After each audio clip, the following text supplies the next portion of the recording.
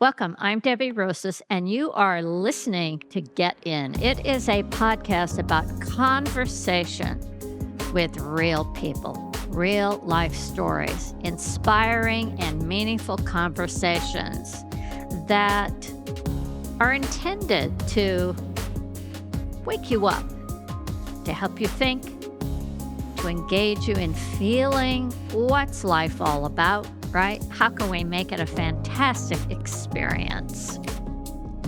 Today on my Get In podcast, that's called The Dance, right? Dance of Life, The Dance of Recovery, Movement with Meaning and Mental Health. I welcome a woman whose story is a dance. It's a dance of resilience, recovery, and radiant service. Anita Shultz. Anita is a Nia Blue Belt instructor. She's an artist. I like to think we're all artists. She's a lifelong mover. Whether you know it or not, you're a lifelong mover because you're in a body. But she has roots in ballet and Afro-Cuban dance and Nia. Now, she discovered Nia back in 2000 in the U.S. in the Virgin Islands. And ever since, she, much like me, has woven together her love of movement, imagination, and healing into the classes that she teaches.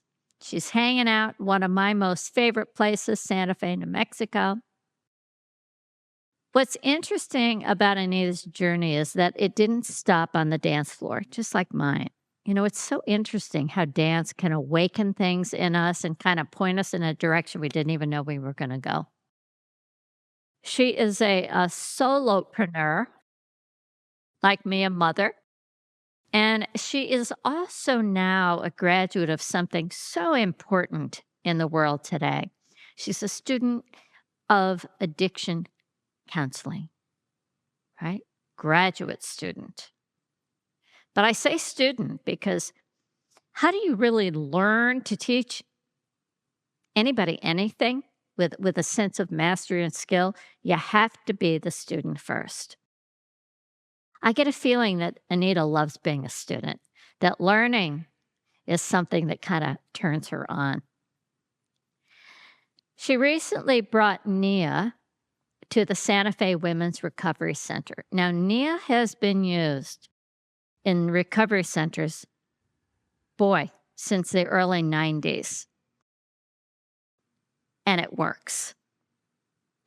She's having the opportunity to witness what she calls the cosmic salary. Hope she's getting paid, but if not, this is her cosmic salary. It's the form of deep transformational feedback. Now, one of the things that I know about the work that we do, I think the universe is sneaky. We always end up doing the work that we most need to learn. And that's why I say whenever you teach anything, the benefit to you is exceptional because it feeds you with exactly what you need to transform. And at the same time, you're in service of helping others. Today's conversation is brave. Why do I say brave? Well, anytime we expose ourselves, I think that is an act of bravery. Bold. Anytime you're honest and truthful and you show up and you tell your story, it's a bold act. And it's beautiful. I love the shared story, the beauty of the exploration of how Nia is not just a fitness practice, but it's a path to healing. Not just healing, but conditioning. What? Conditioning our body, mind, emotion, spirit. Reconditioning ourselves so we can break old habits, maybe even help with addiction. Anita knows this firsthand. She nearly for I think about 3 years, went into her own recovery from alcohol use disorder. I hope she'll share that with us. I know that I've had that moment where I've poured that extra Cosmo, which I'm not drinking right now, but I remember pouring one and going, that's your third. and asking myself, what are you getting out of this? And I realized what I was getting was avoidance.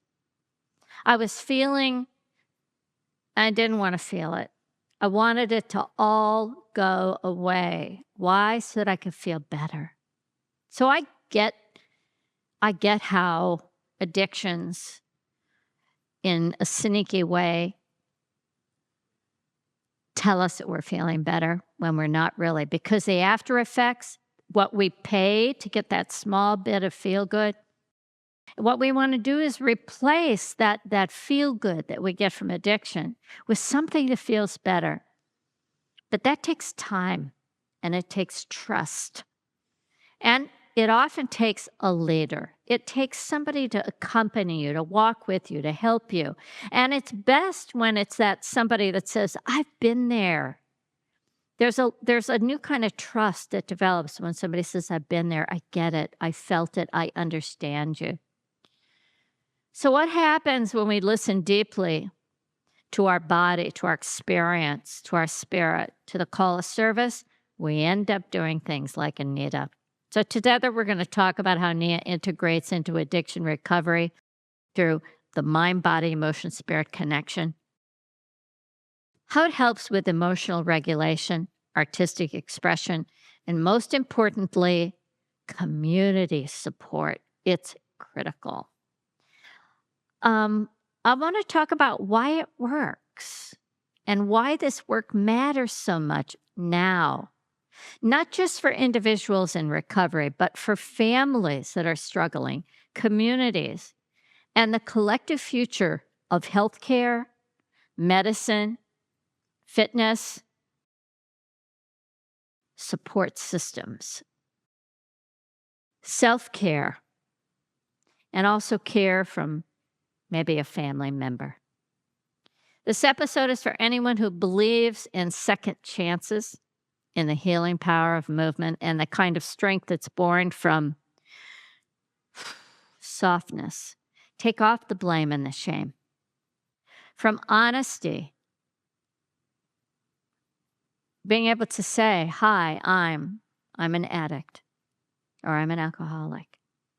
And to be in the presence of change, not letting go of something, but in the presence of change and transformation, because that's what the body deals with every single day.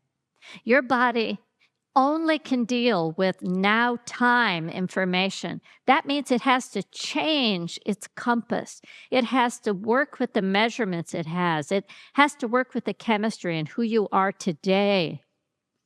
So it's present for you 100%. Say, what do I got to work with? And I'm asking that you think, what would happen if I partner with my body and I join in that presence through softness and honesty? Let's get in right now a conversation with Anita Shultz. Welcome, Anita.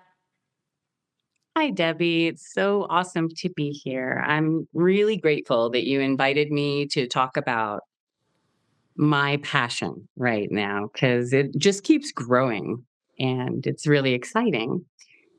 So tell us in your words what that passion is. What is that passion? Well, let me start with the somatic aspect, the boots on the ground version of it is that I have this class that I teach. It's a program that I've developed, and I get to walk in to this privileged space.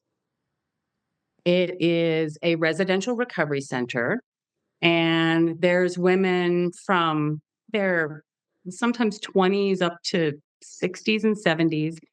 They are there to recover from addiction. And so they are doing psychoeducation, they're doing counseling, they're doing group work. And when I walk into that space, it's just this sacred place of transformation. It is this place where people are doing the work. And I try to constantly remind them how precious that is and what that feels like to me walking in is that you guys are really doing the work here. And I'm showing up to support you. And when I introduce myself, I often utilize my experience with alcohol to create a bridge of understanding. And it often works just like that. Some of these women are still hiding, they're still filled with shame. They may be under a hoodie, not even looking up, but Yeah. they're listening. And I try to share some of my experiences, especially the work that I did through Nia. Now, I've been doing Nia long before and after my alcohol problem. But the way that I utilized Nia upon recovery was entirely different and entirely self-centered. Okay. I think many of us, because of our training in dance or in any kind of movement, there's a certain aspect of seeing ourselves from the outside at all times, even if we have learned how to sink in and be present. There's also a certain aspect, especially if you're in the front of the room, of just being aware of that outside appearance. And I began to lose interest in that outside appearance. And I began to use Nia differently to heal what I personally like to call my inner weirdo. My inner weirdo hid from the world. My inner weirdo was told when I was very young that I was too much, and too strange, and too different. And I retreated with that inner weirdo into my own little world. Working with that energy of not being understood and not feeling free to be misunderstood in the open, that was what I was working on. And it was recovery that was teaching me how to do that, how to show up in the world without putting on the cloak of invisibility or the mask or whatever context you want to put it in, how to not hide from fully showing up in the world.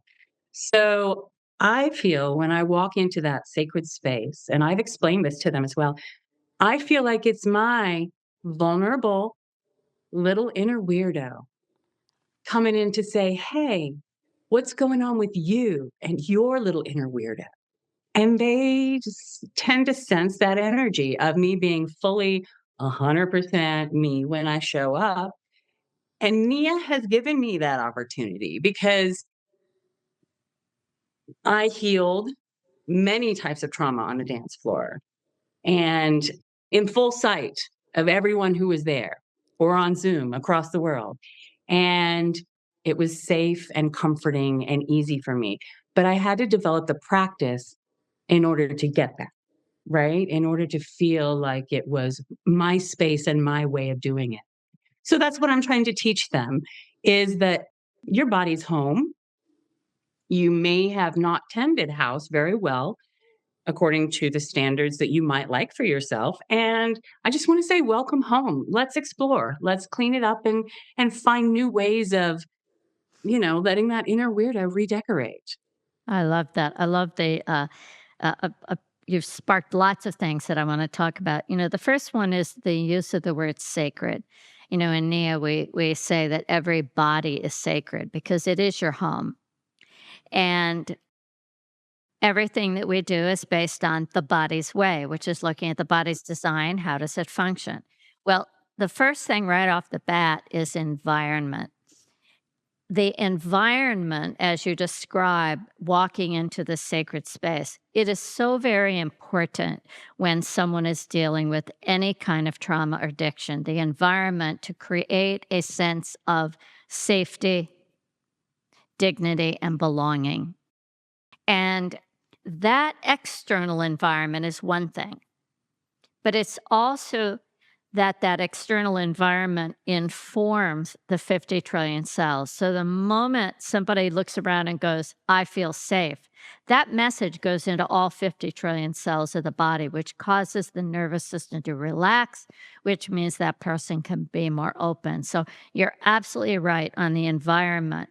And when you talk about doing the work, what I love is you described how multidisciplinary approach to doing the work, whether it's journaling or dancing or talking to a psychologist or a group, whatever it may be.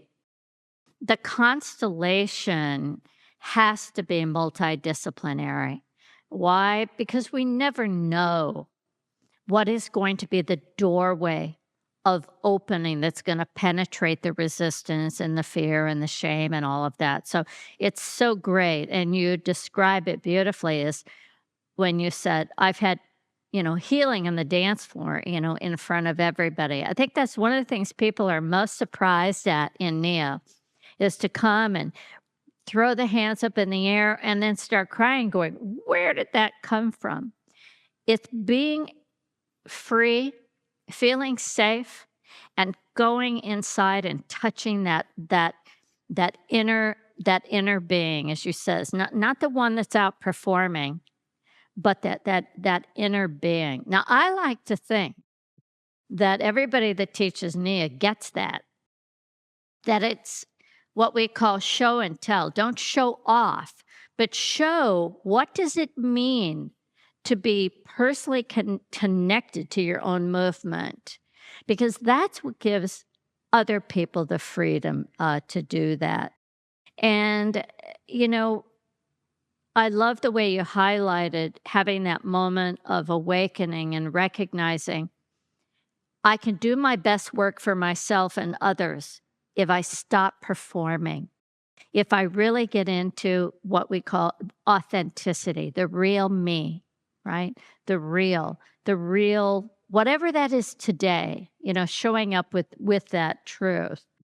And if I may, it has completely changed my approach to teaching as well. Yeah. And that I still do a lot of blending and just sort of feeling into what's going on in the room.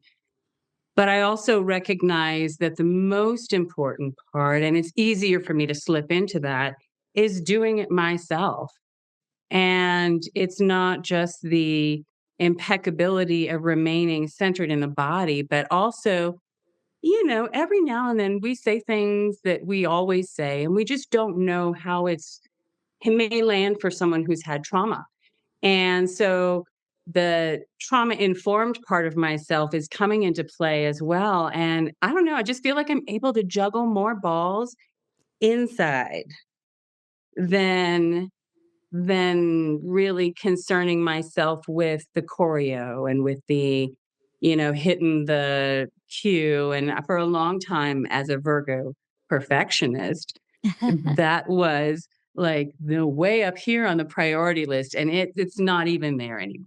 And Well, so I think we have to look at the word meaning, which is one of the words that we talked about today, that we're going to talk about meaning. yes. And so understanding the meaning behind why do I want to hit a music cue, right?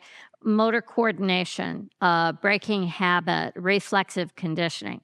But when we're talking about healing, the music does not become the pull. The pull becomes the people that are in front of you. And the other pull becomes not just what we see is needed, but how can I model that for someone so they go, oh, I can actually touch my body. Oh, I can actually make sound. Oh, I could stop moving for a little bit and just breathe in place. So we are stimulated, right? Motility. The motility come from inside and outside, but the best healer is the one that can coordinate those two, the inner and the outer, to, in a sense, deliver what's needed in the moment for who's in front of us, right? I love my anatomy teacher, Gail Headley, always says, the first thing you do is look what's in front of me. What is that body? What's that body telling me? And it's the same thing about healing. I love, though, that you brought up the concept, of language. And I say that everybody that comes into my class has trauma. It's ridiculous for me to think that only people that have trauma go to a class that deals with trauma. Today, particularly since COVID, everybody is traumatized. They're traumatized by the news. They're more affected by loud noise. They're traumatized because of what they see is going on in a school. I mean, it's just across the map. So how we work with the nervous system and how we get people to slow down, calm down, recenter, take more time, wait longer. All of these things are knowledge and life skills that can help reset people's nervous system, which is what we're doing when we're dealing with somebody, with trauma. But the language is really, really important. And as you point out, you never know what's going to come out of your mouth or what you're going to do that can traumatize somebody. A loud noise in the music can set somebody off. I remember the first time in class and we were yelling yes and no, and I saw somebody leave the room. That informed me, right? Trauma informed that next time I was going to use sound. Hey, everybody, we're going to use sound. So if you're sensitive to sound, go ahead and step into the back of the room or step outside in the hallway. You'll still hear us.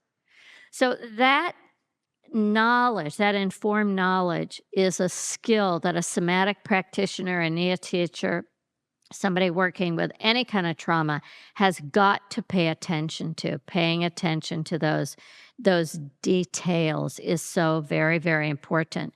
And as you beautifully said, what's it like to show up without the armor, without the mask? And I love the word you said, my body, my way. Your inner weirdo is a word that you gave, but I'm not going to call it your inner weirdo. I'm going to say it's your authentic, most intuitive self, because that is your true self.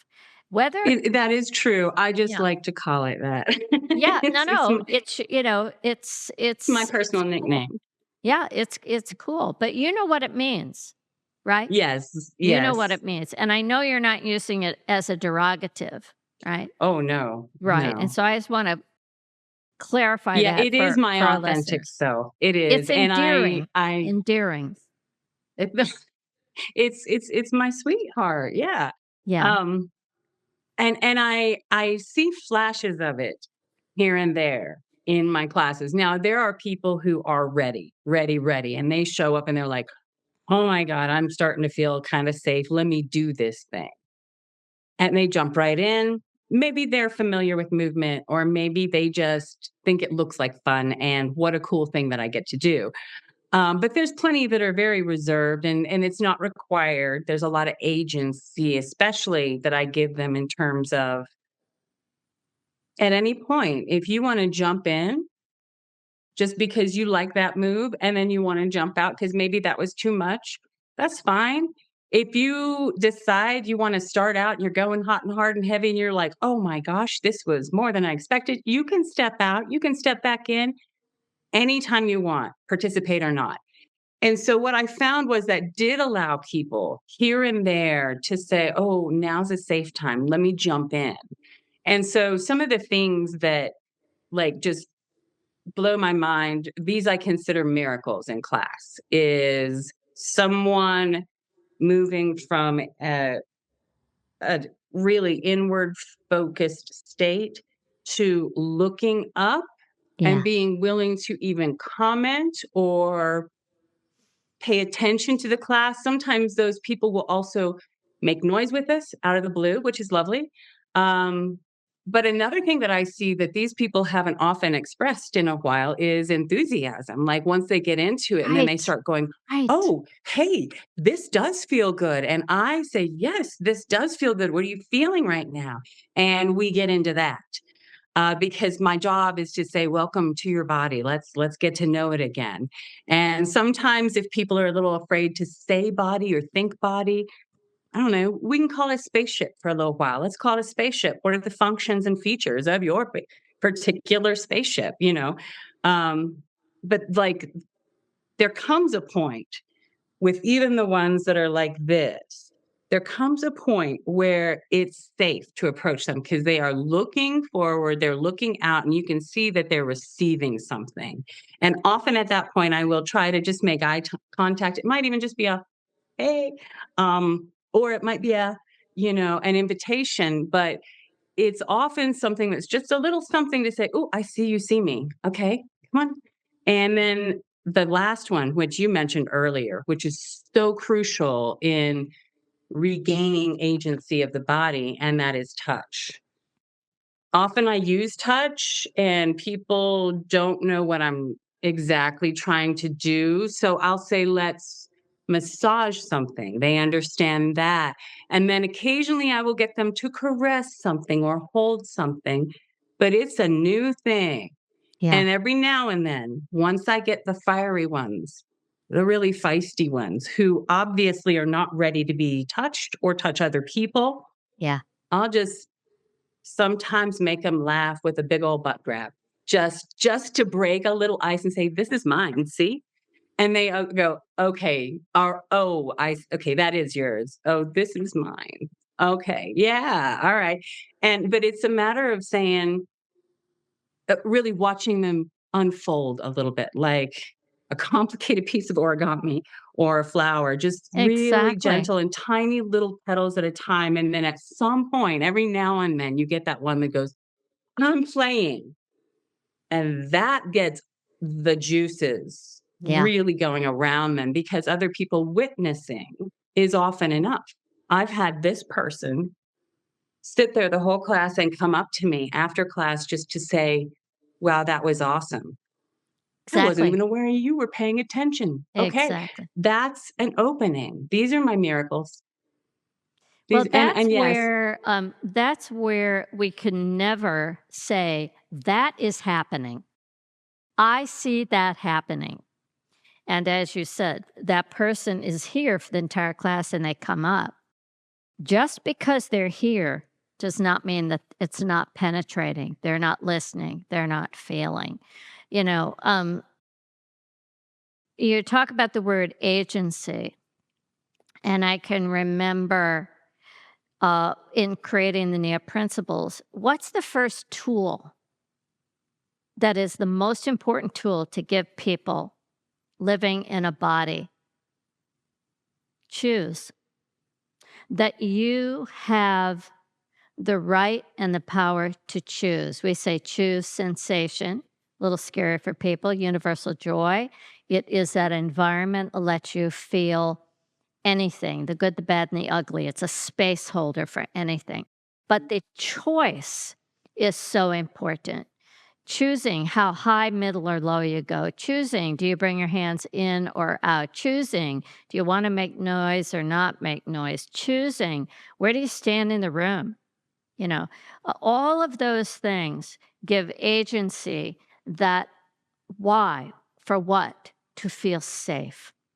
Because if you don't feel safe, it's a little challenging to express yourself. And one of the things in working with people that have challenges with addiction is that whatever the addiction is, it's a form of self care to them. So they don't need touch from the outside. They don't need anything from the outside when actually they're crying inside and they do, right? Um, how do you blend your training knowledge that can be functional, right? And smart. And then also go, but wait a minute, how about this? So you're trusting yourself to do something that you weren't trained to do. Does that make sense? often, Yeah. yes. Yeah. Yes, and I just wanna point out, I'm incredibly proud of myself for having the guts to ask for this gig because I knew it was gonna be outside of my comfort zone, and I did have this really firm, strong foundation of my white, my green, my blue belt. I felt like I was prepared, and then I go in there and I realize, "Oh, oh, like some of these people have injuries I wasn't expecting. Some of these Right, people are on new medication and they're a little woozy today or tired, right. or maybe they just got bad news, or, I really have to come in and smell the moment and see what's happening around me first.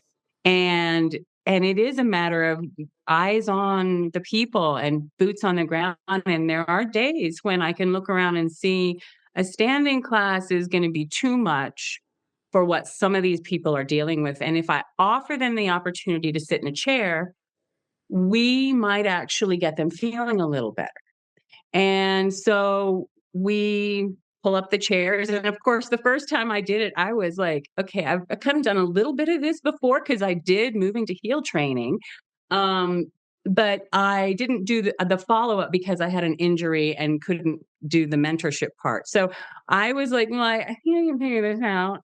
And so I finally just hopped on Nia on Demand, honestly, and kept checking out the seated workouts, Awesome. how to adapt movements. And then I also learned they need a lot of floor time. And floor play is really crucial because they have not given themselves that opportunity to just lay down for a few minutes and not. And let's just ooze, please, you Well, know? that's the first playground, right? So, and that's funny because I was going to ask you that. Do you take them to the floor? Now, some Oh, yeah. places, I've worked in some facilities, honestly, where the floor is not conducive to bringing Oh, people this to the floor floor. is not at all conducive. No, no, no. But I purchased 18 thin yoga mats and we roll them out. Perfect. We cover the entire floor, and I tell everyone, "Don't pick a mat.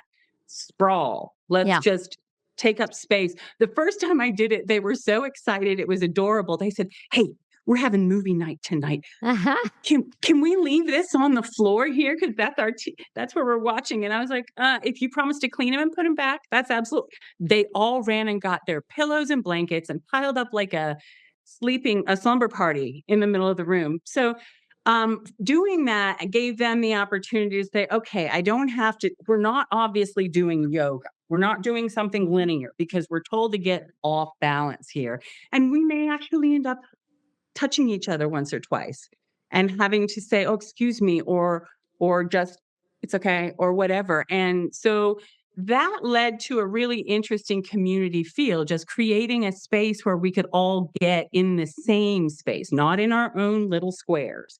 And so that helped.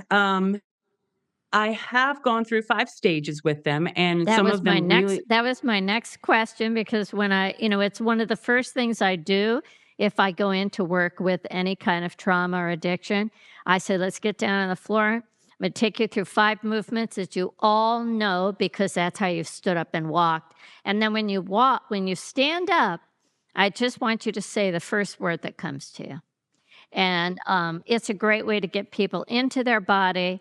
It's a great way for people to remember they know how to move. They don't have to dance. They don't have to do, as you said, yoga. The body's designed to move. So tell me about your experience in using that. Well, I find that, let's say if there's a room full of 15 people, there's probably 5 or 6 that think, "Oh, that looks interesting. I'll give it a try." I've only had one experience where it challenged someone to the point where they left the room, and it had to do with what was going on in their mind about their own body. They explained it to me later, and we talked it over.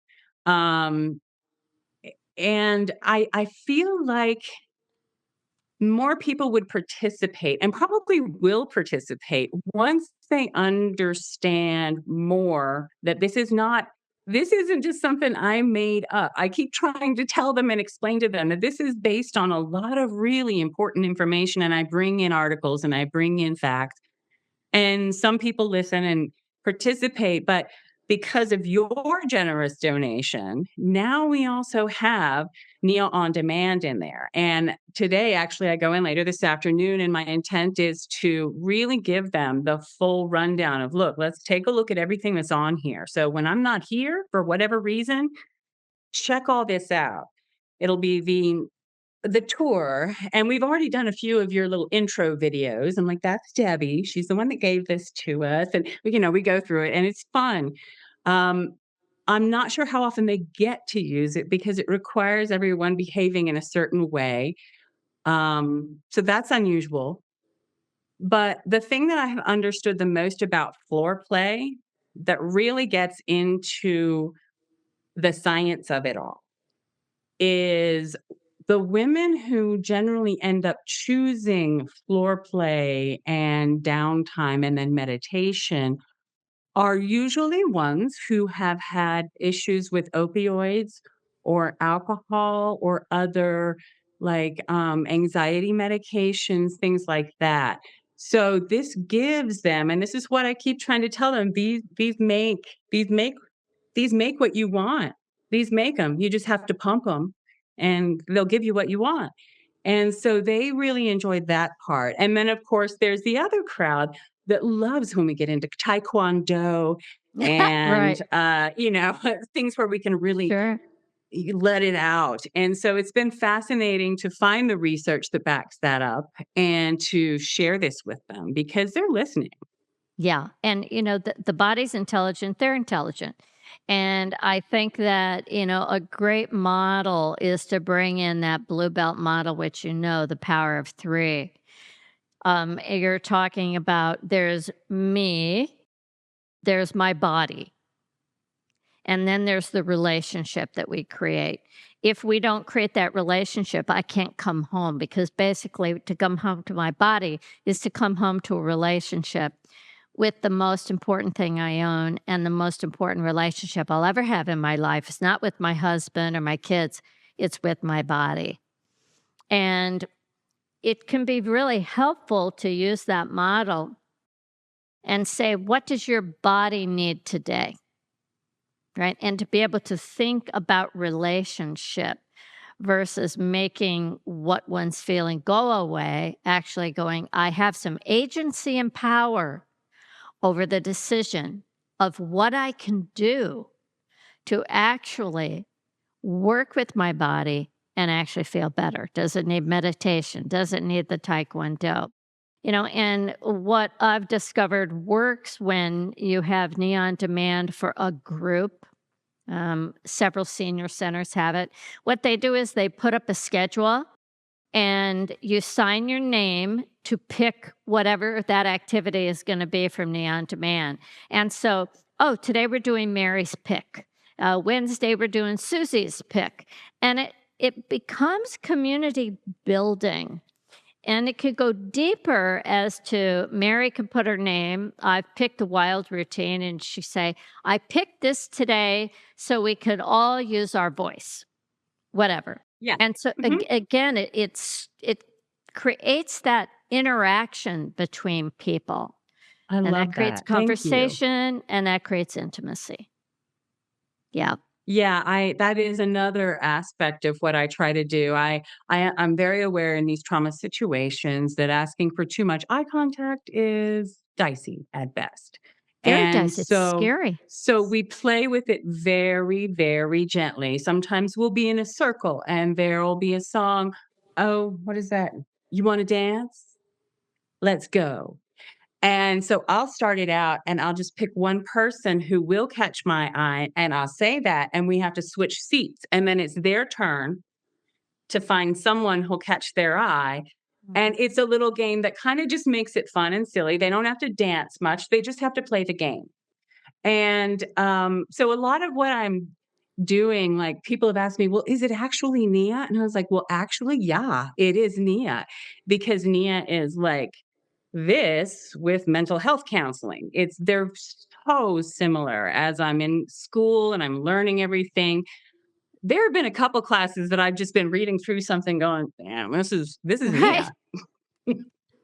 Well, when you look at a program as complex as NIA, and you look at the fact that we address the needs, the design and function of the body, physical and energy body, mind, emotions, and spirit, that's a lot of diversity. That's a lot of multidimensional, interdisciplinary learning And the beautiful thing for me, the thing I think I'm so proud of with Nia is how she guided me to what's the method, right? Or what's the science? Explain it. What's the craft? How are you going to do it? And what is the unique artistic approach? And so I think that what you're talking about is how you're bringing in the artistic approach to take a concept, to take a move, to take sitting in a chair, but to engage the audience in a way that's going to have meaning and purpose for them.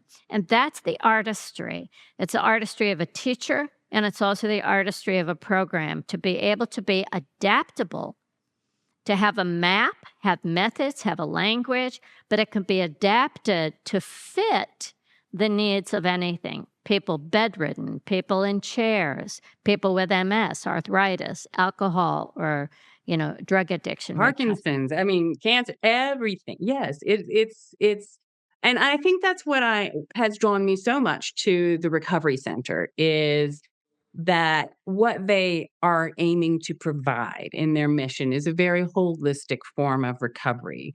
I was working with women on Wednesday mornings, and they were coming in a little bit here and there and here and there, and finally they'd all get there and say, "Oh, we're sorry, we just got our little acupressure seeds," and just different things that are helping them out.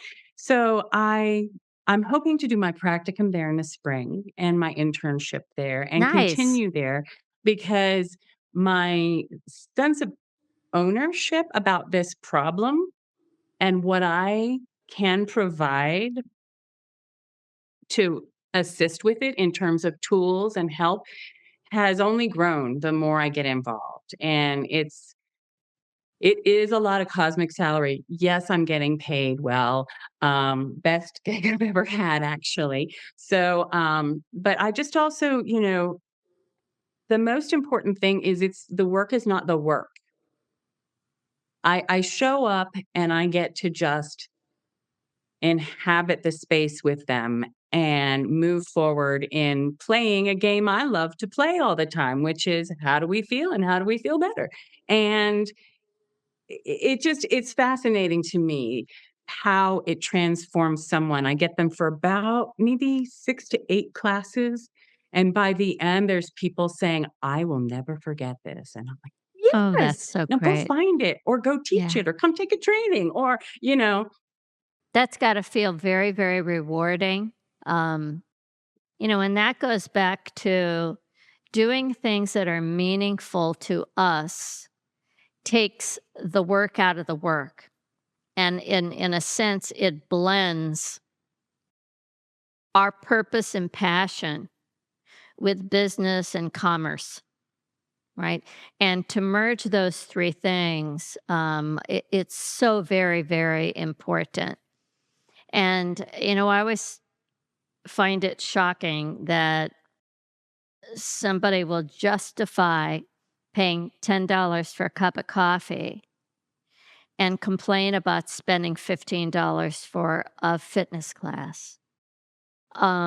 Somewhere our understanding of what's valuable, meaningful, and important in our life has really gotten askew. And maybe it's because we just haven't had enough education of what are the things that we can do to feel good and how simple can it be? Like you said, it doesn't have to be a whole class. I will generally not do Nia movement when I work in with a new group. I'll say, let's walk. Let's get up down from the floor. Let's roll on the floor. Or I'll have people, skip across the floor and do creepy crawlers, just to get back into movement, to break to break down that door of, oh, I don't move. Of course you do, or you wouldn't have walked in here, right? And but the healing work that needs to be done, I keep telling Nia teachers, this is our time. You're not just a fitness teacher. if you've taken the Nia training, you are a movement art practitioner. You are providing healing work. You're providing people with tools and technologies, knowledge and skill to have that, to activate choice, to have some agency over what's happening in one's life as you're dealing with loss, divorce, stress, trauma, aging, arthritis, whatever it may be. To know that you can do something is very empowering. It Yeah, really is. yeah, Mhm. yeah. Um, how is it for you? Do you teach regular Nia classes? So you do teach this, and then you go back and teach a Nia class at times. Yeah, I am. Okay, so twice a Is that week weird? I Is am that at weird? um no, like I said, it's really developed my skills a Great. lot as a teacher. It is different when I Right. do it in different places, but it does it's I feel more adaptable now than ever Nice. before. Nice. And so there are times where I am allowing myself to just be taken by the river because this is what we have to do to make it through today. And so far, so good, you know. My one of my favorite classes, which is a regular class, is out at Synergia Ranch, which is kind of in the middle of nowhere, but it's a really fun group of people. And these are the people who created and lived in Biosphere 2 back in the 80s. So these are brainiacs who have done amazing things in their lives, and they're in their 70s, around that zone. And some people who come to the class are a little older, some are younger. But that's a class that I get to play. We play. They make noise with me so easy. Yeah. And we get to be very silly and try a whole bunch of new things in that class. And then I'm also the glorified substitute at Studio Nia, Santa Fe, where I had a regular class for a while, but school, everything, there's no way I could keep it all up. And so Yeah. now I just show up when someone needs some help. Somebody needs a little bit of help. Yeah. Mhm. Beautiful. And we've had a lot of people traveling this summer, so it's been fun. What's your biggest aha that when you started to say, okay, I'm going to go and get educated? Okay, Learn. my biggest aha, actually just came within the past several months. Okay. Since recovery, and this is something also I share with the women, there's a period of time where using that phrase "I am" is really important. It's very powerful, and it focuses attention. I am an addict, I'm an alcoholic, whatever it is. There are times that it's important to identify in a certain way to do the work that needs to be done. I said, but there might come a time where you start to feel a little scratchy about that particular term. And I want to share something with you that I think is really hopeful. It's the disease model of addiction. And I think it's where a lot of people get confused about addiction because is it a moral thing? Is it a this, that? No, it's a disease right now. That's where we've put it after a long period of discussion and deliberation. So after about 12 months, one is considered in remission. And so we talked about what that means, remission.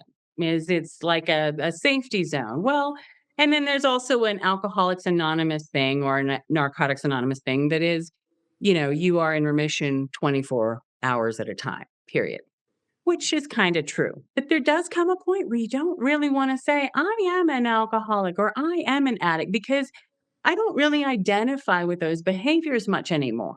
Just like someone who's in remission from cancer doesn't always say, I have cancer because they have distanced themselves from that life. So I encourage them to consider that at some point in the future, maybe 12, maybe 18 months down the road, if you outgrow this I am statement, it's okay to shift it. Yeah. I am in remission. Now, that doesn't mean I'm done. That doesn't mean I'm totally safe forever. What it means is I need to be on the lookout for little tiny symptoms that show up, Like, if I start to notice that I get a little angrier than normal over something, or I start to get nitpicky or controlly, or whatever someone's trigger is, that's when I go, oh, there's something going on with me. Call my counselor, maybe call my sponsor, sit down and meditate, dance it out, find a way to work through that that doesn't point you in the wrong direction because you're so accustomed to pointing in the right direction now. Yeah. Doesn't mean that you're done, just means that you just have to pay attention to symptoms. I think that's a great, it's a great way to kind of tie this conversation up. Um, we can hold on to an identity and that becomes a fixed personality. It becomes that's who I am. And in Nia, we talk about purpose, potential, and possibility. All right. Exactly. Um, and I love how you framed that there'll be a moment when you don't maybe identify with that. You're aware of some of the signs that can pop up so that you can it's not like it goes away. You're still attentive, but you've now moved into a new space of transformation. You've moved into what I'm going to call a fresh field because we know our thoughts construct a field of reality. So if we change that thought, we say, I am becoming, right? Mhm. Becoming what? Well, I am becoming whole. That sets me in a very, very different energy field. And I love that. I think it's a really a good message to share with people. I don't think that is shared enough in these different Well, groups. it's still a taboo. There's still a whole lot of social confusion about how glorious, drugs and alcohol are and how I mean, it's difficult to find the common ground for people. It's interesting. I can remember, when I said I'm not going to drink, and I will. What am I? It's 5:30. What am I going to do? It's like I had this whole. It's like, well, I normally go there to do this, to do that, as a transition, um, and and and just looking at how that alcohol experience can utilize life force and consciousness and, in a sense, waste time. The most precious thing we have, our time, our life force, and our consciousness. And once I really I got feel like that, I just it's yeah, a self-handicap yep, sometimes, and yep, when people yep, start using it on the frequent, it's a crutch. totally, totally. Yeah, it's a band-aid. It's an illusion that it works because it dumbs down the intensity of the feeling that needs attention, you know? And we are such sensitive little beings. And, COVID brought to the forefront mental health, the lack of human connection, and how that affects mental health. Well, you take a child who grows up without that human connection or an abusive connection, you're going to have mental health issues. You're going to have addiction issues. I mean, it's just um, a pathway that's pretty clear to see. And so, what I love is you are really bringing to the forefront our responsibility as human beings. How do we become responsible to care for our own bodies, to have agency over our own choices, and to be of service? Because right now it's pretty easy to look around your community or even within your family and go, I could be of service there to help. All right. Now, it's that thing. You got to put the mask on yourself first. You got to help yourself first. And then from that experience, from that knowledge, that skill, you have something so valuable That is to share your experience and your story with others.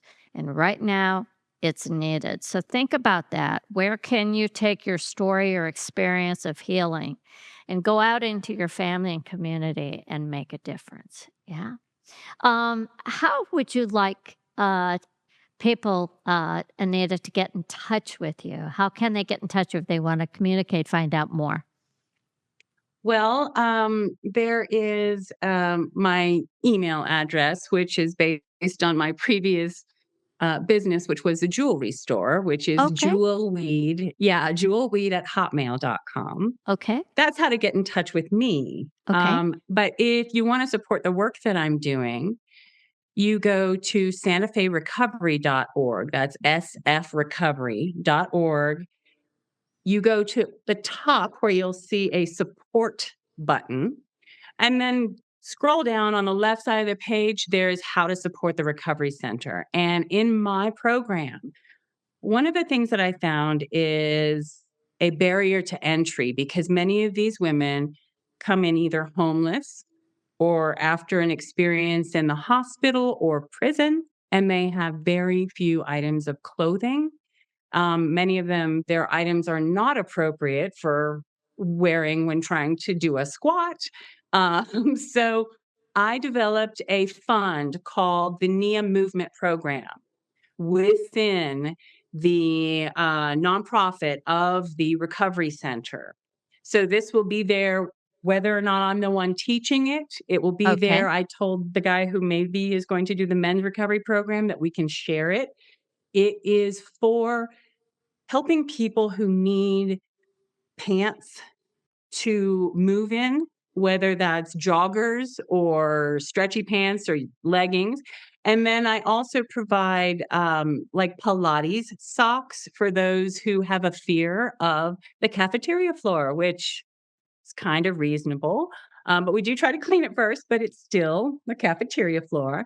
And I try to just maintain knowledge of that when we're wearing them, that we aren't doing anything too travel oriented, you know. And then we also bought the yoga mats. We have some uh, our very own rags to clean off the yoga mat so that we know that they're clean to start with and they're not Right. just random utilitarian rags around the building. So these are things that I really keep in mind, including recently I found out that they are not able to provide them washcloths. And I was like, well, washcloth, they're 50 cents. Yes, but they end up taking them with them. Okay, well, I give washcloths then. So I've added that to my list of things that I provide. And as things pop up, I just find a way to, I don't know, ask. I'm not afraid to ask for money. So I That's ask so people to great. help me with this fund, Yeah. and we help these people. And some of them literally, it is their second change of clothes when I give them that pair of pants. Wow. Beautiful. Beautiful. That is care, right? That is shared care, and that's beautiful. I can provide you with knee pads so people can move around on the floor. And I so, would love that. all right, just tell me how many pairs you need and where to send them, and I'll get that out to you. Um, I'd say a dozen would be perfect, but yeah, I'll okay. let you know. Thank you. Yeah, you can do it. And I love it, everybody. Just think about how you might be able to help. And this is what the world needs right now, right? With all these I'm cuts feeling and it. all this funding going away, we are so abundant, right? And even if it's a dollar, it can make a difference. And Mhm. so it I'm is a able to currently purchase a brand new pair of pants, which they're like, "Oh my god, they're new." They're not even hand-me-downs from someone. I can find them for $6 right now. So, yeah, I love 50 it. bucks goes a long way. Yeah, beautiful. Well, thank you so much. Thank you so much for letting me share this. Yeah. This is the best time I've ever had in my life. And Oh yes, my I God. love learning and I am really enjoying the resources that I'm being given right now and the way that I'm able to utilize them because it just feels, I don't know, I just feel so honored. That's all. Beautiful. Well, you're in a beautiful community. I Yes. love the work that you are doing. It's Thank fantastic. you. And I love the work that's being done at Studio Nia in Santa Fe. So thank you so Mhm. much. All right, everybody. Yeah. Thanks so much for listening to Get In. Remember, conversations are so important. You can find out more about me. You can get my writing, 2 articles every single week. Sign up. It's free at debbierosas.com. Information you can use and share with your classes or with family. On Nia On Demand, you can find about training classes, and at Nia On Demand is where you can go and take classes. NiaNow.com, is the one about training and finding a teacher. But Nia On Demand, that's where you can experience Nia 2 weeks free. We have meditations, we have floor play, chair classes, and soon a whole mentoring coaching column with me. Thanks so much for joining me. And remember, this is our time to get in. And I'll see you next time.